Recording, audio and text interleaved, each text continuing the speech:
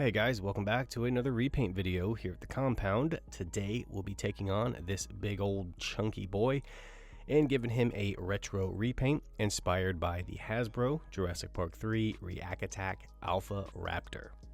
One of the main design choices they went with on these figures was sculpting in permanent dino damage.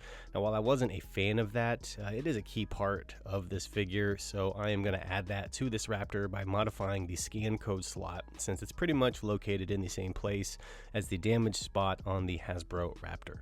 I'll be using a slice off of this bone accessory for the exposed raptor spine and then filling in the gap and sculpting like the inside wound area with epoxy putty.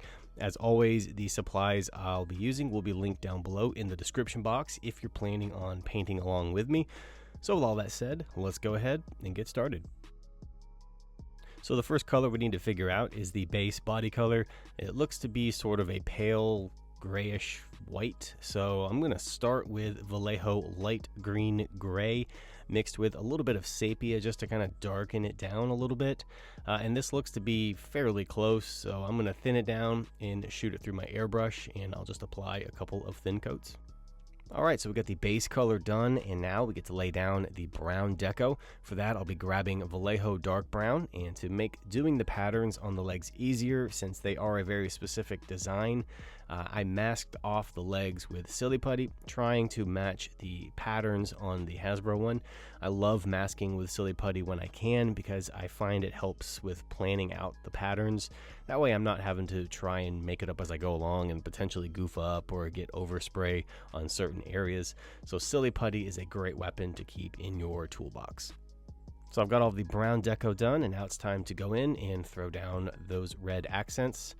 For that, I'm going to go in with Vallejo red game ink, and I'll just start at the top of the head and work my way down to the tip of the tail, and I'll also hit the hands as well.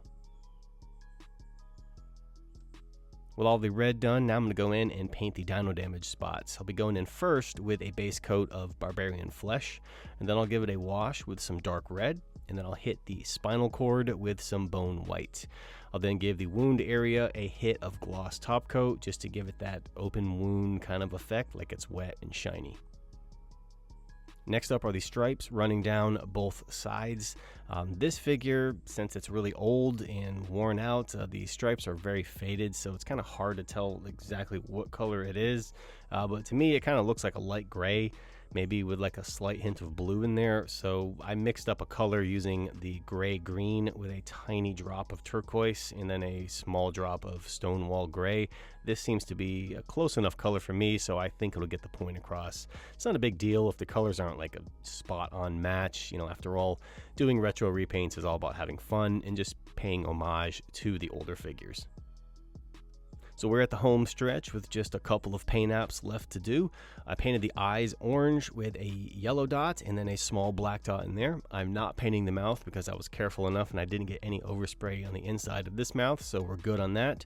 So the only thing left to do is paint the claws. The claws on the vintage figure are black, so we're going to go ahead and paint the claws on this guy black as well. After the claws are done, I'll go in with some matte varnish and lock in all of that paint, and this guy is done and he is ready to rock and roll. So as always, I appreciate you guys hanging out with me here at the compound. I hope this video has helped inspire you in some way, shape, or form. If you give this a shot, remember to tag me over on Instagram at the Jurassic Park Compound and use the hashtag #RetroRepaints because I'd love to see what you guys can come up with. In the meantime, for more Jurassic related content, you know where to find it. Links will be in the description box below. You guys take care, and I'll see you around the compound.